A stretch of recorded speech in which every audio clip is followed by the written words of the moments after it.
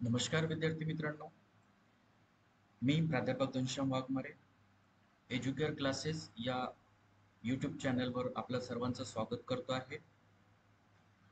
मित्रांनो, 15 जून 2025ला झालेल्या महाराष्ट्र सेट परीक्षेची शिक्षणशास्त्र या विषयाच्या प्रश्नांची उत्तरे आपण इथे चर्चा करणार आहोत. मित्रांनो, आपण या प्रश्नांची उत्तरे अभ्यास करून आणि थोडा वेळ घेऊन आपण जास्तीत जास्त अचूक उत्तरे देण्याचा इथे प्रयत्न करतो आहे. शक्यतो सेट आयोग जे आहे, सावित्रीबाई फुले पुणे युनिव्हर्सिटी यांच्या उत्तर सूचीमध्ये आणि आपल्या उत्तर सूचीमध्ये कमीत कमी फरक आपल्याला दिसेल ही शाश्वती मी तुम्हाला देतो. आणि या प्रश्नांची उत्तरे जास्तीत जास्त अचूक देण्याचा मी इथे प्रयत्न करतो आहे. तर मित्रांनो, आपण स्टार्ट करूया शिक्षणशास्त्र या विषयाकरिता प्रश्नांची उत्तरे. तर आपण इथे बी सेट घेतलेला आहे विद्यार्थी मित्रांनो, आणि या सेट बी मध्ये पहिला प्रश्न जो दिलेला आहे तो आहे थॉर्नडाईक व थर्स्टन यांच्या मते ज्ञानेंद्रियाच्या क्षमतेचा विकास म्हणजे विकासाचा वेग रिकामी जागा अवस्थेमध्ये आपल्याला जास्तीत जास्त दिसतो.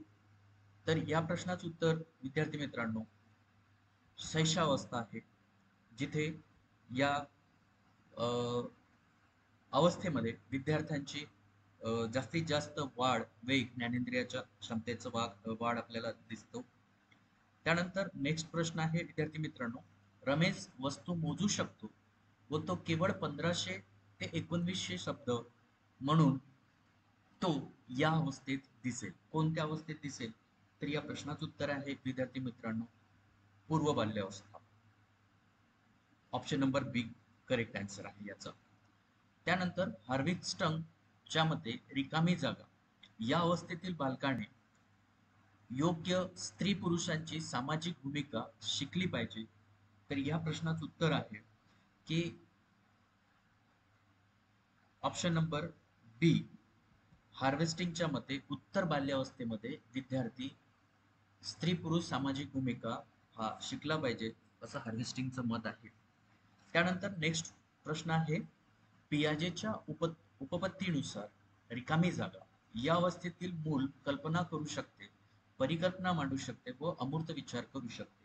तर याचं उत्तर आहे ऑप्शन नंबर बी, औपचारिक क्रियात्मक, ज्यांचं वय वर्ष आहे 12 ते 15 वर्ष. स्टनबर्गच्या बुद्धिमत्तेच्या उपपत्तीनुसार माहिती प्रक्रिया करणातील पहिली जी पायरी आहे ती आहे सांकेतिकीकरण, ज्याला आपण इन्कोडिंग म्हणतो. ओके. त्यानंतर नेक्स्ट क्वेश्चन आहे, गार्डनरने सांगितलेली रिकामी जागा ही अजून तज्ञांनी पूर्णपणे स्वीकारलेली नाही. तर त्यांनी दिलेल्या बुद्धिमत्तेनुसार ऑप्शन नंबर डी आंतरवैयक्तिक बुद्धिमत्ता ही अजूनही तज्ञांनी म्हणजे स्वीकारलेली नाही. त्यानंतर नेक्स्ट प्रश्न आहे की थॉम्सन शारीरिक वय 10 वर्ष आहे. त्याने कामनच्या 10 वर्ष वयोगटातील कसोटीतील सर्व प्रश्न यशस्वीपणे सोडवलेले आहे. तसेच त्याने 12 वर्ष वयोगटातील कसोटीतील 4 प्रश्न तर 14 वर्ष वयोगटातील कसोटीतील 3 प्रश्न बरोबर सोडविले, तर त्याचा बुद्धी गुणांक 120 असण्याची शक्यता जास्तीत जास्त आहे. ठीक आहे. त्यानंतर गॅडनेच्या श्रेणीबद्ध अध्ययन उपपत्तीनुसार रिकामी जागा ही अध्ययनाची अंतिम समस्या पातळी होय, तर ती आहे समस्या निराकरणाची. त्यानंतर सूचित शिक्षकांकडून होणारी शिक्षा नको म्हणून गृहपाठ पूर्ण करण्यास शिकतो, या प्रकारच्या अध्ययनाला पलायन अध्ययन असं म्हटलं जातं विद्यार्थी मित्रांनो, पलायन अध्ययन. ठीक आहे. देन खालीलपैकी कोणते विधान चुकीचे आहे? तर यामध्ये चुकीचं विधान आहे ऑप्शन नंबर बी, की मार्गदर्शन हा समुपदेशनाचाच एक भाग आहे असं नाही, तर समुपदेशनाचा भाग म्हणून मार्गदर्शनाला बघितलं जातं, म्हणून ऑप्शन नंबर बी करेक्ट आन्सर आहे याचा. रमसा राष्ट्रीय माध्यमिक शिक्षा अभियानाची सुरुवात मार्च 2009 मध्ये झालेली आहे.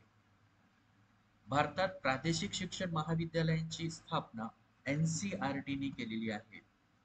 प्रादेशिक शिक्षण महाविद्यालयांची स्थापना NCERT ने केलेली आहे.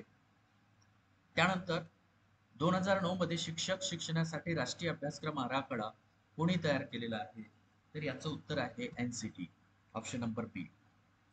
त्यानंतर मित्रांनो, महाराष्ट्रात MSCRT ने माय इनोव्हेटिव्ह ऍक्टिव्हिटी या कार्यक्रमाच्या उपक्रमाअंतर्गत प्राथमिक, माध्यमिक व उच्च माध्यमिक शिक्षकांसाठी हा कार्यक्रम राबवलेला आहे.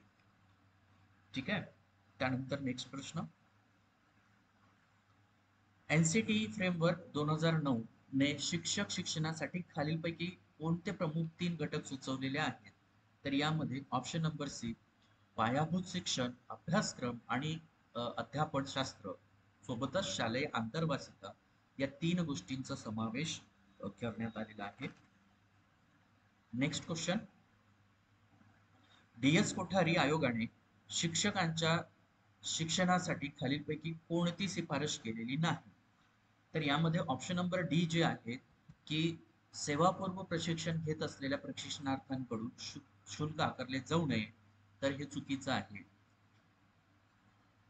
नेक्स्ट, जर अब्राहम मास्लो श्रेणीबद्ध वर्गीकरण शिक्षक शिक्षणाचा पायाभूत असेल तर तो शिक्षक शिक्षणाचा कोणता दृष्टिकोन असेल? तर यामध्ये आपण म्हणू शकतो की मानवतावादी दृष्टिकोन हे अब्राहम मास्लोचं शिक्षणाचं त्यामध्ये दिलेलं आहे. नेक्स्ट प्रश्न आहे विद्यार्थी मित्रांनो, शिक्षक शिक्षणाचा दर्जा उंचावण्यासाठी विद्यापीठ अनुदान आयोगाने कोणत्या राज्यात पहिले प्रगत अध्ययन शिक्षण केंद्र सुरू केलेले आहे? तर त्या राज्याचं नाव आहे गुजरात. ठीक आहे. नेक्स्ट आहे, खालीलपैकी कोणत्या संस्थेने शिक्षक शिक्षणात सेवापूर्व आणि सेवा अंतर्गत प्रशिक्षणासाठी ICT एकात्मीकरण टीच टू द फ्युचर हा नाविन्यपूर्ण उपक्रम राबविला? तर ते आहे इंटेल.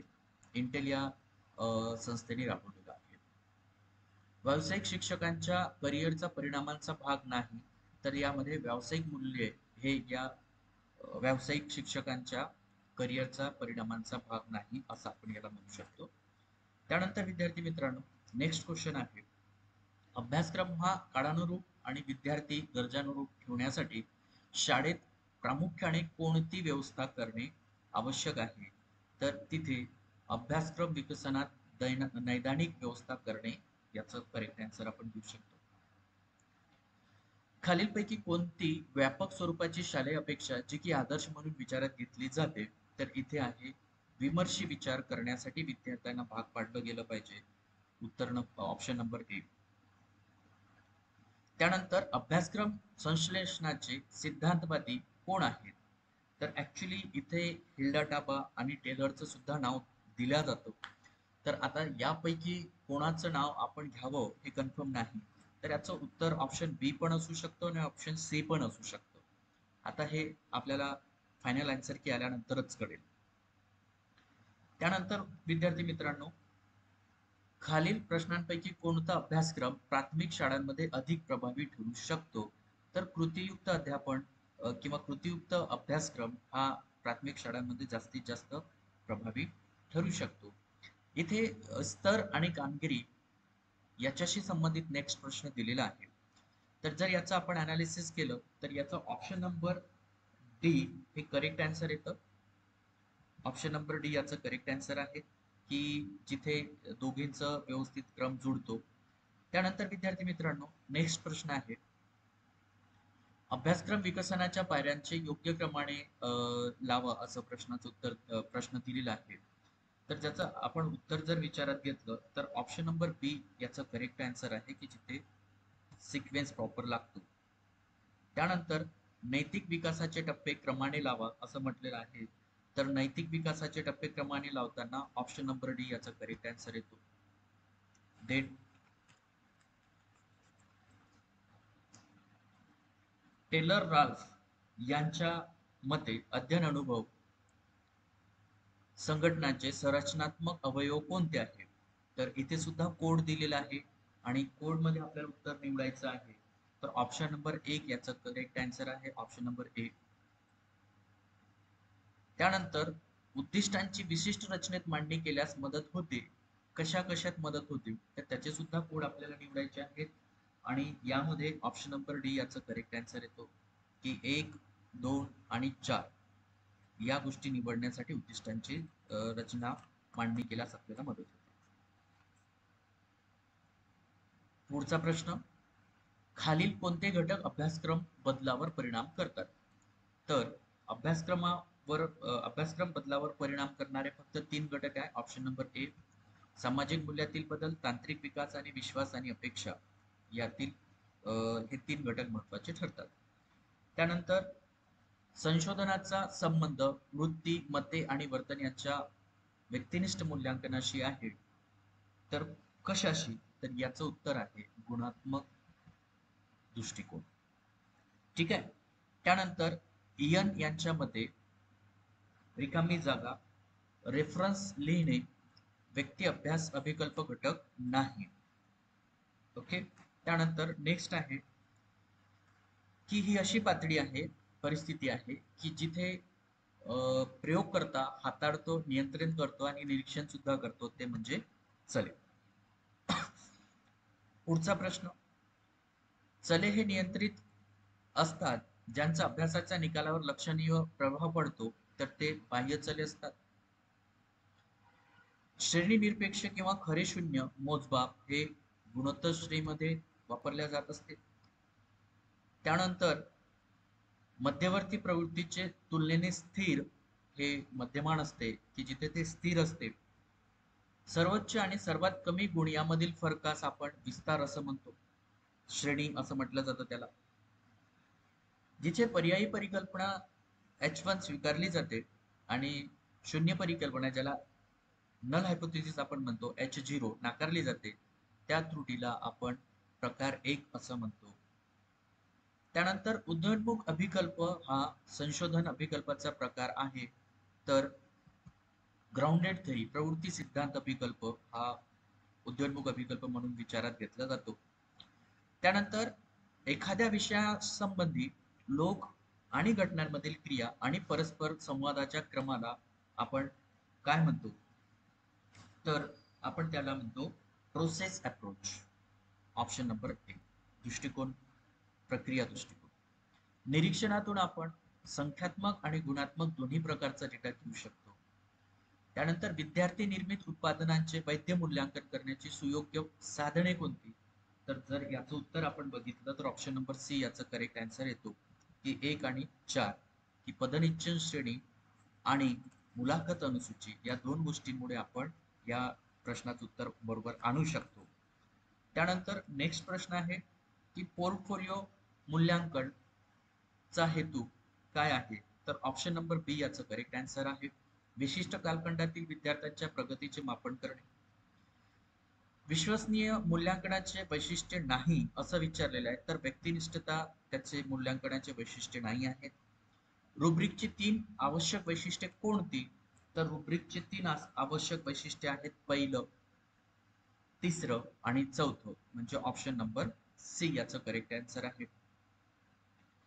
त्यानंतर अध्ययन निष्पत्तीमध्ये वृद्धी करण्यासाठी अध्यापन आणि अध्ययन यामध्ये रूपांतर करण्याची भरपूर क्षमता रिकामी जागा यामध्ये आहे. तर असेसमेंट फॉर लर्निंग, ज्याला आपण अध्ययनाचे मूल्यांकन, अध्ययनासाठीचे मूल्यांकन आपण म्हणतो, यामध्ये जास्तीत जास्त असते. अनुदेशनामध्ये प्रक्रियेवर जास्त व शिकवल्या जाणाऱ्या आशयावर कमी भर देण्याची गरज असते. हे आपण जे तत्व मानतो, तर पेडागॉगी म्हणजे ज्याला अध्यापन शास्त्र असे म्हणतो, त्याचे तत्व मांडल्या जातं. मॉरिशन अध्यापन प्रतिमानाच्या म्हणजे आकलन स्तराच्या 5 पायऱ्यांचा आपल्याला योग्य क्रम लावायचा आहे. तर यामध्ये ऑप्शन नंबर 1 करेक्ट आन्सर आहे. देन नेक्स्ट, फ्लॅडर्सच्या आंतरक्रिया विश्लेषणात शिक्षकांच्या अप्रत्यक्ष आणि प्रत्यक्ष बोलण्याच्या गुणोत्तराचे गणन करण्यासाठी खालील कोणते सूत्र वापरले जाते? तर ऑप्शन नंबर बी याचं करेक्ट आन्सर आहे की C1 पासून C4 वर असतं त्यांच्या सर्वांची बेरीज आणि भागेला C5 पासून C7 पर्यंत यांची बेरीज आणि गुणेला 100 करायचं असतं. त्यानंतर ॲडरसन कॅथ्रॉहॉल यांच्या सुधारित वर्गीकरणानुसार खालीलपैकी कोणती उच्चतम बोधात्मक प्रक्रिया आहे? तर या प्रश्नाचं उत्तर येतं विद्यार्थी मित्रांनो, क्रिएटिव्हिटी किंवा क्रिएटिंग ज्याला आपण म्हणू शकतो, निर्मिती करणे. मानसशास्त्रीय प्रयोगशाळेतील प्रयोगावर रिकामी जागा तंत्रज्ञानाचा उगम झाला आहे. तर या प्रश्नाचं उत्तर आहे वर्तनवादी. वर्तनवादी तंत्रज्ञानाचा उगम झालेला आहे.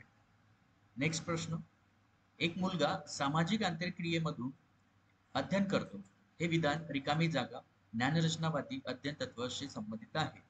तर वायगॉस्की यांच्या ज्ञानरचनावादी अध्ययनाशी याचा संबंध आहे. त्यानंतर काही विशिष्ट अध्ययने उद्दिष्ट प्राप्त करण्यासाठी अध्यापन तंत्रज्ञानात रिकामी जागा ज्ञानाचे उपयोजन केले जाते. तर कोणकोणत्या ज्ञानाचं उपयोजन केलं जातं? तर यामध्ये आपण ऑप्शन नंबर डी म्हणजे 1, 2 आणि 3 या 3 घटकांचा अभ्यास आपण करत असतो. मॅसी ओपन ऑनलाईन कोर्सशी संबंधित कोणते संबंधित पोर्टल आहे? तर स्वयं हे त्याच्याशी संबंधित पोर्टल आहे. त्यानंतर वापरकर्त्यांचा सहभाग या प्रश्नाचं उत्तर जे येतो तो म्हणजे वेब 2.0. सहाय्यक तंत्रज्ञानाचा मुख्य हेतू हा विद्यार्थ्यांना मदत करणे जेणेकरून रिकामी जागा करू शकतील. तर या प्रश्नाचं उत्तर आहे ऑप्शन नंबर डी 1, 2 आणि 3. तीनही गोष्टी अध्ययन, संप्रेषण आणि चांगले कार्य करण्यासाठी आपण त्यांना मदत करू शकतो. त्यानंतर सामान्यतः संगणक साहित्य अनुदेशन ज्याला CAI असं म्हटलं जातं, हा प्रश्न पेपर 1 मध्ये रिपीटेड आहे. म्हणजे याचं CAIचं फुल फॉर्म विचारलेलं आहे. कम्प्युटर असिस्ट इन्स्ट्रक्शन असं त्याचं उत्तर होतं. तर यामध्ये कोणत्या 3 गोष्टींचा वापर केला जातो? तर यामध्ये पहिल्या 3 गोष्टी हार्डवेअर, सॉफ्टवेअर आणि कोर्सवेअर या 3 गोष्टींचा वापर केला जातो. ऑप्शन नंबर सी याचं करेक्ट आन्सर आहे. देन ADDIE या प्रतिमानाचे 5 टप्पे खालीलपैकी कोणते आहेत? तर या प्रश्नाचं उत्तर येतो ऑप्शन नंबर डी अनुदेशन व कृतीयुक्त आधार साधने. 59 नंबरच्या प्रश्नाचं उत्तर आहे शोधगंगा. 60 नंबरचा प्रश्नाचं उत्तर आहे ऑनलाईन सर्वेक्षणाचे हे साधन नाही तर गुगल डॉक. शैक्षणिक प्रशासनाचे प्राथमिक ध्येय कोणते? तर शैक्षणिक प्रशासनाचे प्राथमिक ध्येय आहे ऑप्शन नंबर सी शैक्षणिक संस्थेची कार्यक्षम आणि प्रभावी अंमलबजावणी सुनिश्चित करणे. संघटनेत संपूर्ण गुणवत्ता व्यवस्थापन कशावर भर दिला जातो? तर या प्रश्नाचं उत्तर आहे फक्त 4 बी ऑप्शन नंबर बी. त्यानंतर वर्गातील संप्रेषण किंवा संवादात प्रत्याभरणाची कोणती भूमिका आहे? तर ऑप्शन नंबर बी विद्यार्थ्यांच्या आकलनाचे मूल्यांकन करणे आणि सुधारणा होण्यासाठी मार्गदर्शन करणे. वैज्ञानिक प्रयोग करणाऱ्या संशोधकाच्या गटांसाठी लेविन, लिपेट आणि व्हाईट यांच्या 1939च्या प्रयोगातील नेतृत्व क्षमता कोणती सर्वात प्रभावी ठरते? तर यामध्ये ऑप्शन नंबर डी लोकशाही सर्वात प्रभावी ठरते. शैक्षणिक व्यवस्थापनातील नियोजन कसे असावे? तर याचं उत्तर येतो कंटिन्युअस, डायनामिक अँड फ्लेक्झिबल ज्याला आपण म्हणूया निरंतर, गतिमान आणि लवचिक ऑप्शन नंबर सी. एखाद्या समूहाला मान्य होईल अशा प्रकारे व्यक्तींना वागायला लावण्याच्या कृतीसाठी काय संज्ञा वापरल्या जातं? तर त्याला आपण म्हणतो सामाजिकीकरण. पोको एके या संकल्पनेशी विशिष्ट स्वरूप दिले कोणी? तर हे आहेत सिजिओ शिंगो यांनी. ठीक आहे. 68 नंबरच्या प्रश्नाचं उत्तर जे येतो ते म्हणजे कॉस्ट इफेक्टिव्ह अनालिसिस ज्याला आपण खर्च प्रभावित विश्लेषण असं म्हणू शकतो. 69 नंबरचं प्रश्नाचं उत्तर जे आहे कोणत्या वर्षी याची स्थापना झाली? तर 1991 मध्ये या संस्थेची स्थापना झालेली आहे. त्यानंतर नॅकच्या गुणवत्ता मूल्यांकनाचा निकष कोणता नाही? तर ऑप्शन नंबर डी शैक्षणिक आणि अशैक्षणिक पदांची भरती करणे हे नॅकच्या याच्यात येत नाही. समावेशक याचे मूळ तत्वज्ञान म्हणजे काय? तर समावेशक याचे मूळ तत्वज्ञान आपण जर विचार केला तर एकत्र शिका आणि सर्व एकत्र शिकण्यासाठी जगा, असं त्याचं उत्तर येतो. प्रभावशाली विद्यार्थी या घटकांतर्गत आपण जर विचार केला तर हा विद्यार्थी निर्णय घेण्यासाठी स्वतंत्र असतो. दृष्टीहीनांसाठी राष्ट्रीय शिक्षण संस्था ही देहरादून येथे स्थापन करण्यात आलेली आहे. त्यानंतर डीपीईपी प्रोग्राम मध्ये गव्हर्नमेंट, सेंट्रल गव्हर्नमेंट आणि स्टेट गव्हर्नमेंट यांच्या कॉन्ट्रीब्युशनचा जर आपण विचार केला तर 85 आणि 15 अशा रेशो मध्ये ते देतात. अध्ययन कार्यक्षम पालकांचे खालीलपैकी कोणते वैशिष्ट्य नाही, तर यांच्यामध्ये आपण जर विचार केला तर व्यावहारिक ज्ञानाचा अभाव असतो. FM ट्रान्झॅक्शन ऍप्लिकेशन डिव्हाइस आणि ऑडिओ लूप हे डिव्हाइस रिकामी जागा करिता वापरतात. कोणत्या विद्यार्थ्यांसाठी वापरतात, तर कर्णदोष विद्यार्थ्यांसाठी याचा वापर केला जातो. खालीलपैकी कोणती संघटना भाषादोष संबंधित आहे, तर आशा नावाची, ज्याला American speech language hearing association असं म्हटलं जातं. मुले आणि तरुण प्रौढ सामान्यपणे 20 ते 20,000 हर्ट्झच्या श्रेणीमध्ये आवाज ऐकू शकतात. त्यानंतर बौद्धिक अपंगता प्रकार नाही, तर बौद्धिक अपंगाचा प्रकार जर आपण विचारात घेतला तर इथे मेंटल रिटार्डेशन, ज्याला आपण मतिमंदत्व म्हणतो, हा बौद्धिक अपंगताचा प्रकार आहे, नाही आहे असं विचारलं आहे. त्यानंतर उद्बोधन आणि गतिशीलताच्या सूचना, ज्याला अनुदेशन असं म्हटलेलं आहे, रिकामी जागा आवश्यक आहे. कोणासाठी आवश्यक आहे, तर गंभीर दृष्टी दोष असलेल्या बालकांसाठी ते आवश्यक आहे. त्यानंतर नेक्स्ट, सांख्य दर्शनात मुळात यांनी प्रतिपादन केलेलं आहे, तर याचं उत्तर आहे कपिल यांनी सांख्य दर्शनाचे प्रतिपादन केलेले आहे. प्राणायाम ही पतंजलीच्या अष्टांग योगातील चौथी पायरी आहे. त्यानंतर वेदांतर मूळ ग्रंथ जो आहे तो भाष्यसूत्र आहे, ब्रह्मसूत्र. बौद्ध त्रिपिटिकांचे 3 भाग म्हणजे अभिधम्म पिटिका, विनय पिटिका आणि Sutta Pitaka. Option number C correct answer आहे. जैन धर्माबाबत काय खरे आहे, तर जैन धर्माबाबत हे खरे आहे की जैन धर्म हा वास्तववादी आहे आणि तो वैध प्रमाण मानत नाही, वेदांचं प्रमाण मानत नाही. Option number A correct answer आहे. भारतीय अध्यात्म हा पाश्चात्याशी कोणत्या, तर आदर्शवादाशी बराचसा मिळता जुळता आहे. निसर्गवाद स्पष्टपणे जाहीर करतो, काय जाहीर करतो, की ज्ञानाचा जो सोर्स आहे तो निसर्ग आहे, हे ऑप्शन नंबर बी तो मान्य करतो. कार्यवाद रिकामी जागा नावाने सुद्धा ओळखला जातो, तर प्रायोगिक तत्वज्ञान म्हणून सुद्धा त्याला आपण विचारात घेत असतो कार्यवादाला. त्यानंतर वास्तववाद या अध्ययनाशी शिफारस करतो. कोणत्या अध्ययनाशी शिफारस वास्तववाद करतो, तर अवगामी पद्धतीचा विचार इथे वास्तववाद करत असतो. त्यानंतर स्वामी विवेकानंदांच्या तत्वज्ञानाचे वर्णन आपण जर विचारात केलं तर प्रॅक्टिकल वेदांत, ज्याला व्यावहारिक वेदांत असं म्हणू शकतो आपण, ऑप्शन नंबर डी याचं करेक्ट आन्सर. त्यानंतर एखाद्या धोरणाची अंमलबजावणी करताना जर धोरण संबंधित प्राधिकरणाने मान्य केले असेल तर त्या प्रशासनाची भूमिका चिकित्सक विचार करण्याची असावी, व्यवहार्यतेची चाचणी घेण्याची असावी आणि मूल्यांकन करून अंमलबजावणी करण्याची असावी. पुढचा प्रश्न, माध्यमिक शिक्षण आयोगानुसार खालीलपैकी कोणती बाब शिक्षणाच्या धोरणाच्या पुनरुद्बोधनाचा भाग समजला जात नाही, तर यामध्ये व्यावसायिक शिक्षणामध्ये सुधारणा हे त्याचा भाग मानला जात नाही. शालेय शिक्षणाच्या संदर्भात मुदलियार कमिशनने काय सुचवलेलं होतं, तर त्यांनी सुचवलेलं होतं 7, 3 आणि 2, ऑप्शन नंबर बी. त्यानंतर 1964 शाळा समूह योजना राष्ट्रीय शिक्षण आयोगाने ही योजना सुचवलेली आहे, की ज्यामध्ये आपण बघू शकतो की शाळा, महाविद्यालय आणि विद्यापीठे यांचे एकात्मीकरण करणे हे त्यांनी सुचवलेलं होतं. शिक्षण आयोग 1964-66 जे आहेत त्याला कोठारी शिक्षण आयोग म्हणून सुद्धा आपण विचारात घेतो किंवा अभ्यास करतो. यशमल समितीने रिकामी जागा या अवांछित बाबींच्या अस्तित्वाचे अत्यंत चिकित्सकपणे निरीक्षण नोंदवलेले आहे. तर या प्रश्नाचं जे उत्तर आहे ऑप्शन नंबर सी, की खूप संरचनेने असणाऱ्या नियामक संस्थांमुळे निर्माण होणारी अकार्यक्षमता.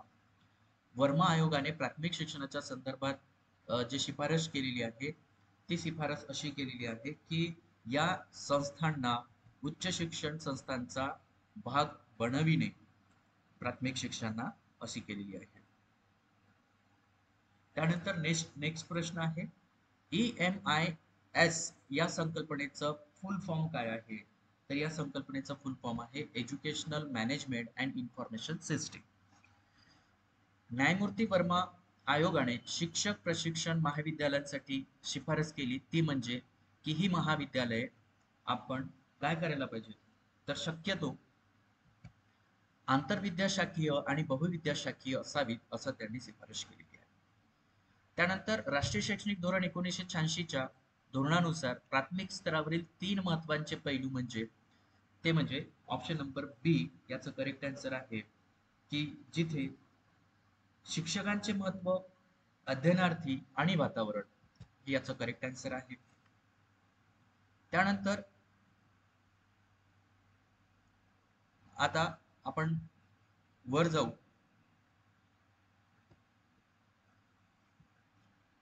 आता आपण नेक्स्ट प्रश्न बघू. थॉर्नडाईक व थर्स्टन यांच्या मते ज्ञानेंद्रियाच्या क्षमतेचा विकास रिकामी जागा अवस्थेमध्ये असतो, तर सर्वात जास्त विकास इन्फन्सी ज्याला शैशवावस्था असं म्हटलं जातं, ऑप्शन नंबर ए याचं करेक्ट आन्सर आहे. त्यानंतर रमेश वस्तू मोजू शकतो व तो केवळ 1500 ते 1900 शब्द जाणतो, म्हणून तो कोणत्या अवस्थेत आहे असं त्या प्रश्नाचं उत्तर आपल्याला द्यायचं आहे.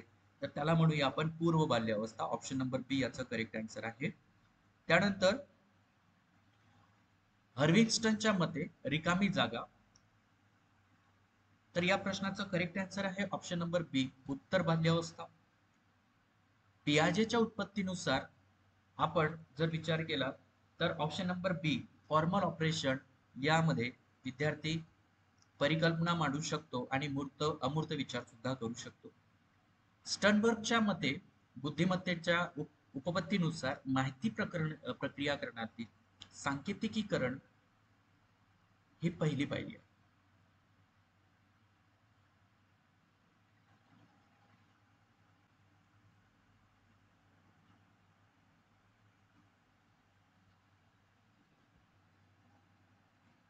तर विद्यार्थी मित्रांनो, अशा पद्धतीने आपण शिक्षणशास्त्र या विषयाची फायनल आन्सर जे आपण म्हणूया ते मांडलेले आहेत. आता आपण प्रयत्न म्हणजे वाट पाहू की सावित्रीबाई फुले युनिव्हर्सिटी ज्याला आपण सेट आयोग म्हणूया, त्यांच्या उत्तर सूचीचा आपण वाट पाहणार आहोत आणि मग तिथे आपल्याला टॅली करता येईल. पण मी तुम्हाला आधी सांगितल्याप्रमाणे इथे आपण जास्तीत जास्त अचूक उत्तरे देण्याचा प्रयत्न केलेला आहे.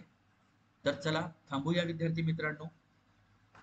आमच्यासोबत टिकून राहा, बनून राहा, आमच्या चॅनलला सबस्क्राईब करा आणि फॉलो करा. धन्यवाद.